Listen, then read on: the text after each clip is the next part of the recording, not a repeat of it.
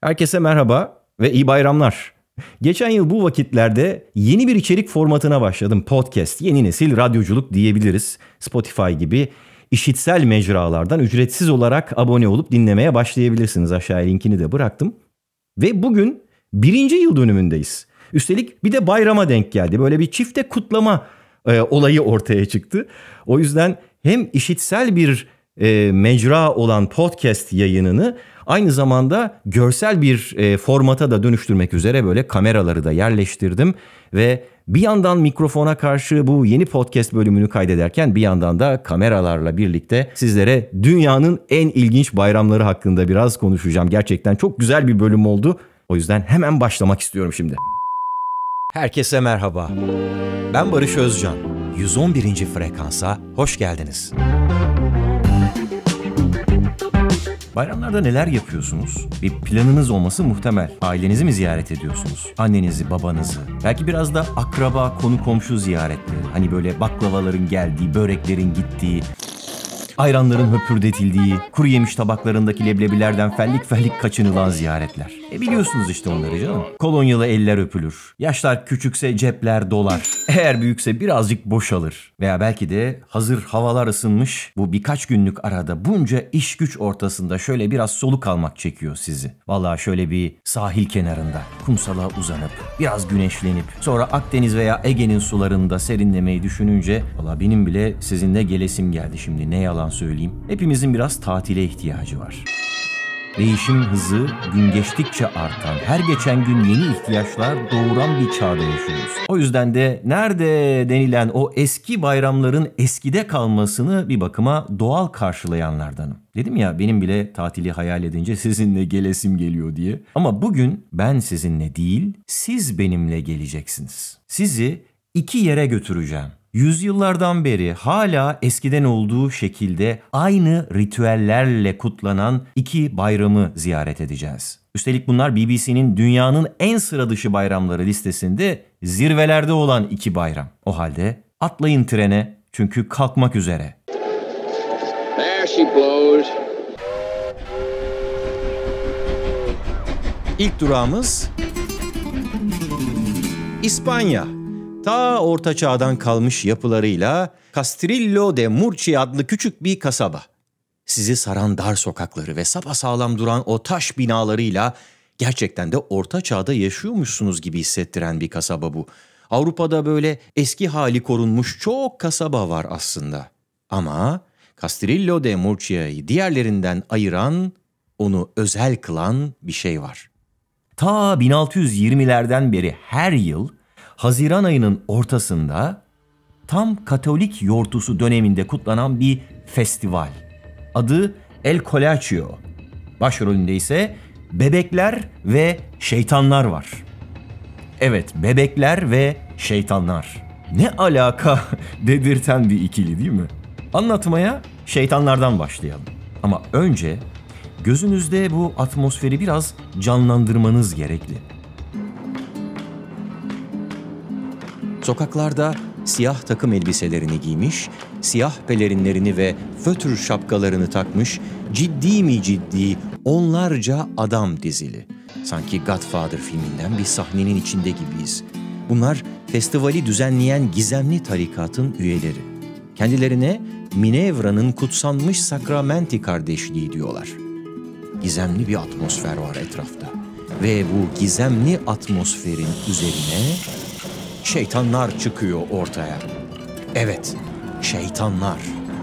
Bazı tarikat üyeleri sarı kırmızı renkli kostümleri, sarı kırmızı renkte maskeleri ve ellerindeki ucuna at kuyruğu bağlanmış sopalarıyla şeytan kılığına girmişler.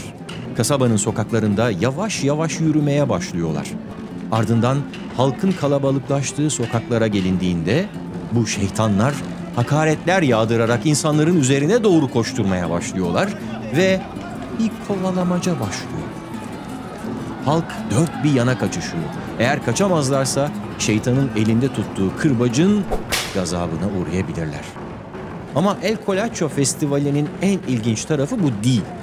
Çünkü diğer başrol henüz işin içine dahil olmadı. Bebekler. Davullar çalınıyor ve önceki yıl doğan tüm bebekler kasabanın en geniş sokağında yerlere serilen şiltelerin üzerine yan yana yatırılıyor.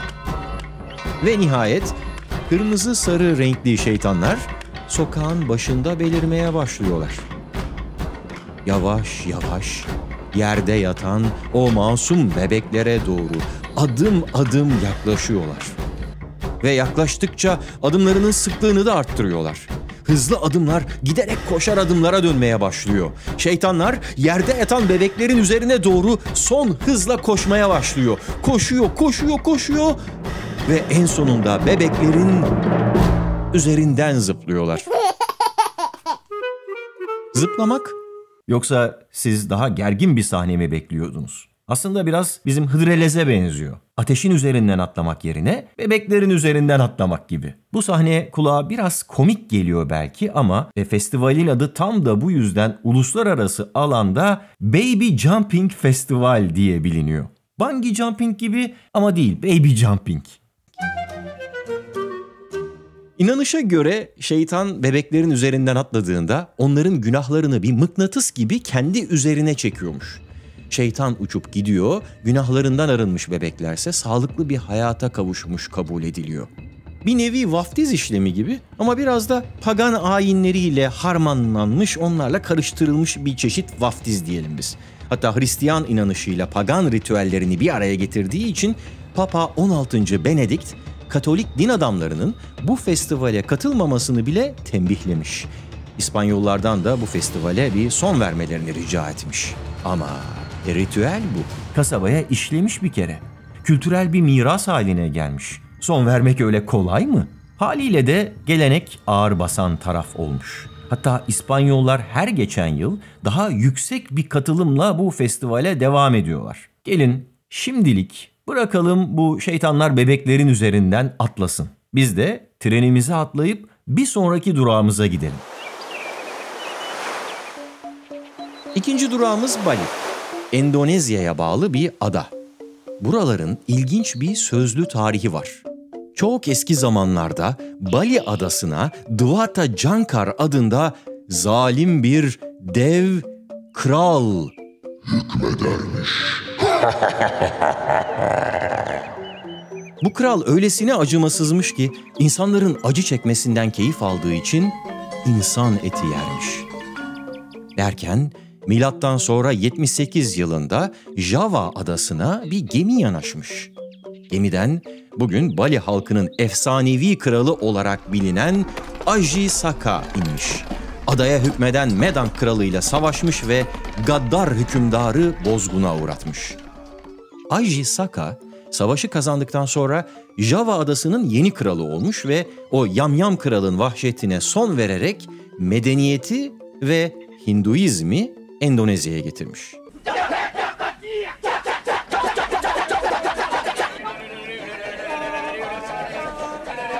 Medeniyetle beraber de Saka yılı adı verilen yeni bir takvim icat etmiş.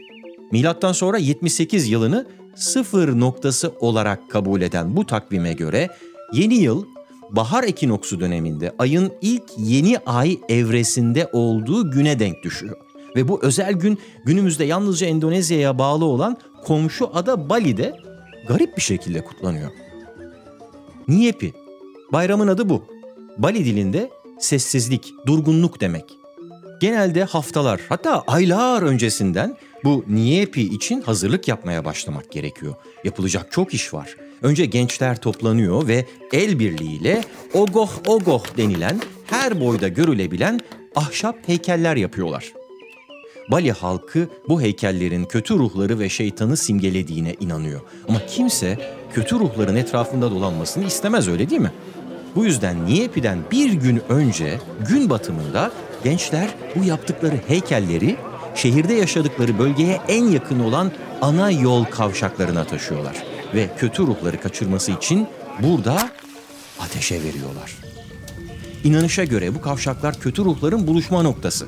Bu ritüel sırasında yüksek sesle müzik çalınıyor, şarkılar söyleniyor. Önemli olan gürültü çıkarmak. Bu yüzden gerekirse tencerelere, tavalara filan da vuruluyor. Fazlasıyla kaotik bir ortam. Siz de kapın şuradan bir tokmak. Hadi bakalım. Ama bayramın en ilginç kısmı henüz başlamadı. Saat tam sabah 6'da bütün bu gürültüler birden kesiliveriyor ve Bali adasını kusursuz bir sessizlik kaplıyor. Kimse çıt çıkarmıyor. Kimse tek kelime dahi etmiyor. Niyepi'de Bali halkı tamamen kendi içine dönüyor. Zaten sessizliğin amacı da bu içe dönüşü mümkün kılabilmek. Bu Bali halkı için o kadar önemli ki sabah 6'dan itibaren Pekalang adı verilen güvenlik güçleri herkesin sessiz olduğundan emin olmak için şehirde devriye geziyor. Kimsenin ikamet ettiği binayı terk etmesine izin verilmiyor. O sırada Bali'yi ziyaret eden bir turist olsanız bile. Öyle ki olur da bir gün bu tarihlerde hani bizim sıcak Akdeniz ya da Ege sahillerine değil de Bali'ye giderseniz bu festivale bizzat şahit olma planı yapıp önceden varacağınıza emin olun. Çünkü kusursuz bir sessizliği sağlayabilmek için uçuşlar dahi iptal ediliyor ve ülkeye giriş çıkışlar kapatılıyor. Televizyon, radyo yayınları kesiliyor. Hatta elektrik ve su bile böyle azar azar veriliyor o gün. İç yolculuğu engelleyebilecek her türlü ayrıntının, detayın önüne geçiliyor anlayacağınız. İsteyen bazı inançlı insanlar da bu süreci aynı zamanda oruç tutarak geçiriyor. Tüm ada ertesi sabah saat 6'ya kadar 24 saat süren bir sessizliğe bürünüyor. Tam bir içe dönüş. Bu sürecin ardındansa yeniden hayat eski haline dönüyor. Nigambak Geni, yani temizlenme ve arınma günü. Hem içsel dünyamızı hem de yaşadığımız çevreyi pırıl pırıl yapacağımız gün. Nigambak Geni'de insanlar geçmişlerinde kırdıkları, üzdükleri insanlara gidip onlardan af diliyorlar. Ve bütün günü tıpkı bizde olduğu gibi akraba ve arkadaş ziyaretlerine ayırıyorlar. Ama henüz bitmedi. Geriye son bir ritüel kaldı. Omed Omedan. Eğer genç ve bekarsanız tam size göre bir eğlence. Çünkü bu bir eşleştirme ve öpüşme yarışması. İki tarafa, yani aslında iki bilgenin gözetimi altında bulunan iki gruba ayrılan bekarlar sıralarını beklemeye başlıyorlar. Ve yaşlı bilge sizi seçtiğinde, karşı tarafa haber verdiğinde koşup bilgenin sırtına çıkmanız gerekiyor. Karşıdan size doğru gelen biri var. O da tıpkı sizin gibi bilgenin sırtında. Deve güreşi gibi düşünün. Ama birazdan öpüşeceksiniz. Ortada birleştiğinizde konuşmaya fırsatınız yok. Bilgeler sizin için en uygun partneri çoktan seçti bile. Büzün bakalım dudaklarınızı. Şimdi de ayrılın bakalım.